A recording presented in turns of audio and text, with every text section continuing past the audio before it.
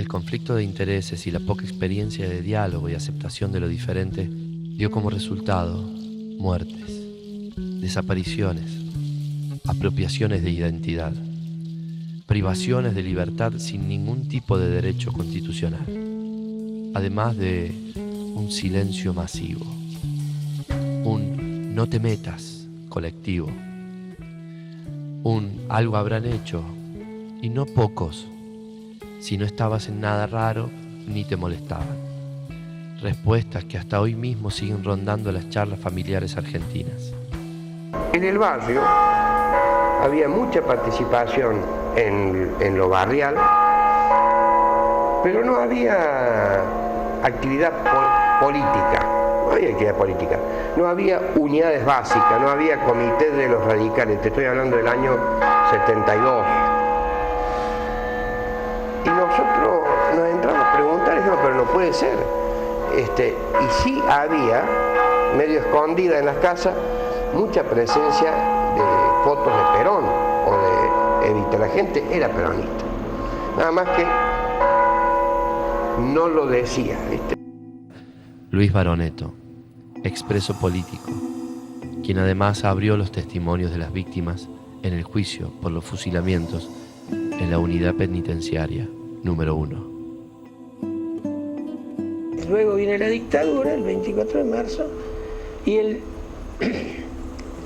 terrorismo continúa, se acentúa, pero ya bajo un mando único, que es el comando del comandante del tercer cuerpo y de la área 311, que es Menéndez. Él ya en diciembre del 75 había abierto la cárcel de La Ribera, había mandado a la cárcel. La Ribera era una cárcel de encausados.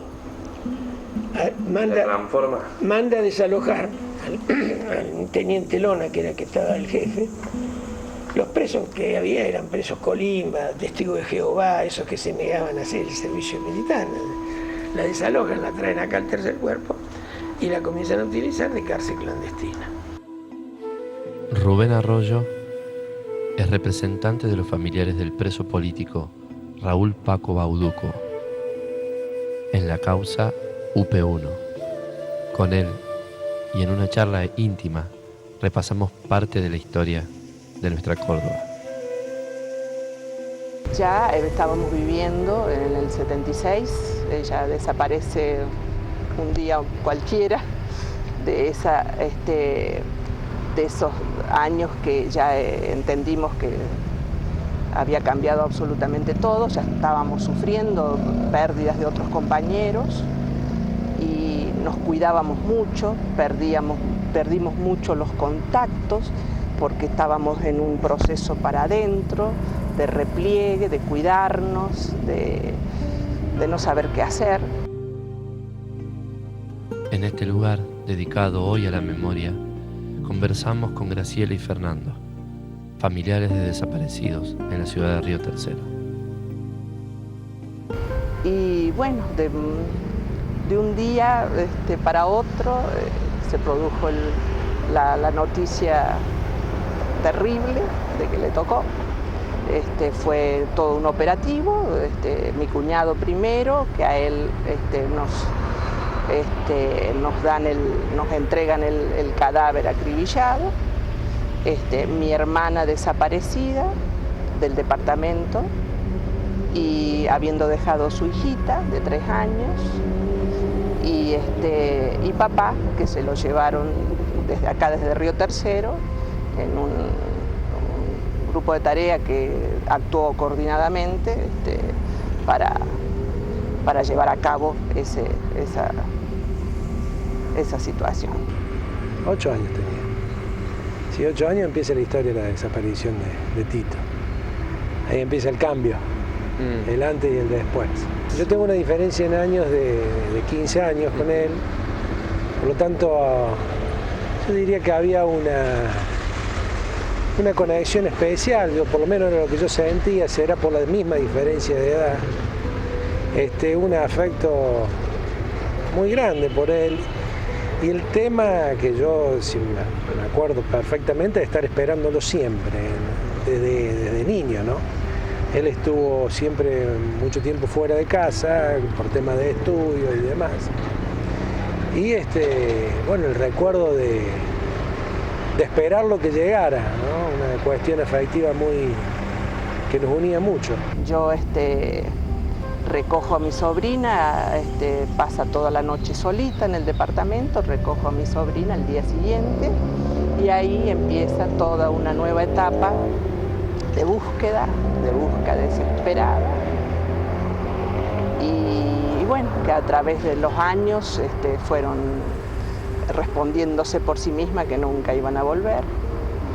Pasó lo que habrá pasado con 30.000 familiares, igual, lo mismo, historias similares, algunas con algunos tintes, otros con otros colores, pero todas, digamos, marcadas por la misma tragedia, podemos decir. Y bueno, ahí empieza una vida distinta, empieza una familia distinta, empieza una sociedad distinta para nosotros.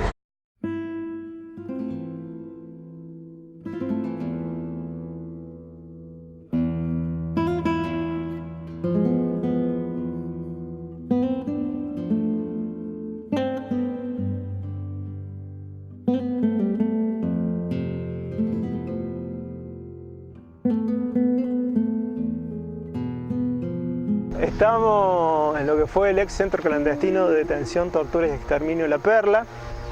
Este campo de concentración es uno de los 500 y tantos que funcionaron en todo el país entre 1976 y 1983. Este campo de concentración funcionó no plenamente dentro de ese arco de tiempo, sino que funcionó desde el 76 hasta el 79, que es un arco de tiempo donde funcionaron la mayoría de los campos de concentración. Luego, algunos quedaron abiertos por distintas disputas políticas dentro del seno de la conducción de la dictadura militar, y otros fueron abiertos esporádicamente a principios de la década del 80, sobre todo para lo que tuvo que ver con la contraofensiva montonera en lo que es los límites de la República Argentina, las fronteras con Paraguay y con Uruguay. Pero también secuestran poco antes del golpe al padre de Luguito Vaca Narvaja. Lugo ya estaba detenido y a disposición del PEN desde diciembre del 75. Y no me acuerdo bien, pero el 9 o el 10 de marzo lo secuestran desde la casa que tenía allá para el lado de Villa de Berindarte, por ahí, el padre Lugo Vaca Narvaja, que había sido ministro del Interior de Frondizi, el último ministro antes que lo rajen los milicos, y profesor mío, digamos, en Derecho de Familia, de un gran hombre. Lo secuestran también y desaparece. O sea, ya era un infierno. Antes del golpe y después del golpe, el mismo infierno, casi te diría con los mismos protagonistas.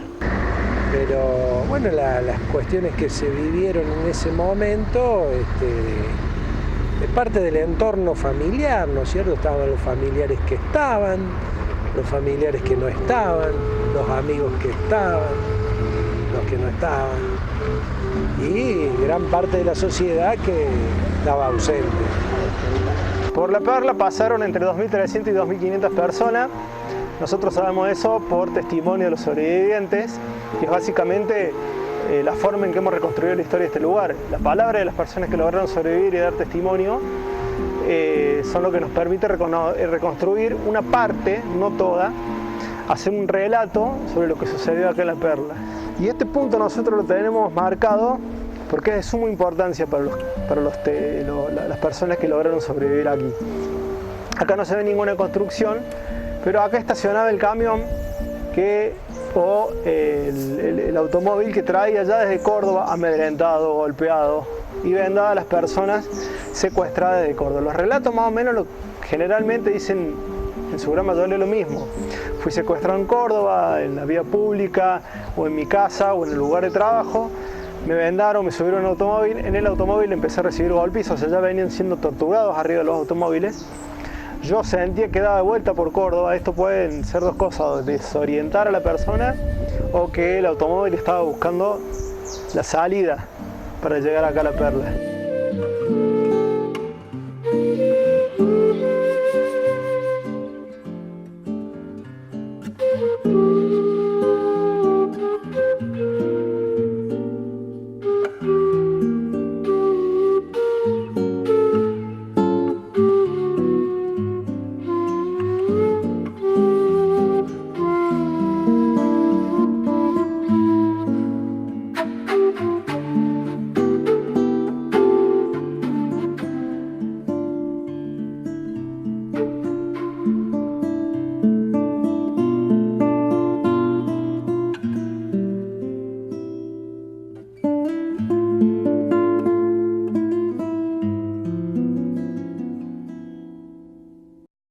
Cuando eran descargados los automóviles de los secuestros, las personas eran ingresadas aquí y eran sometidas a un primer interrogatorio que se llamaba el ablande, que era realizado a golpe de puño, a golpe de palo, a golpe de botella o de cadena, de lo que tuviera el represor para ejercer violencia.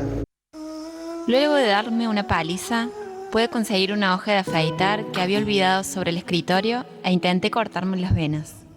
Me la confiscó Tejeda, quien me dijo: no te vas a poder morir, nena. Aquí vas a vivir todo el tiempo que queramos nosotros. Aquí somos Dios.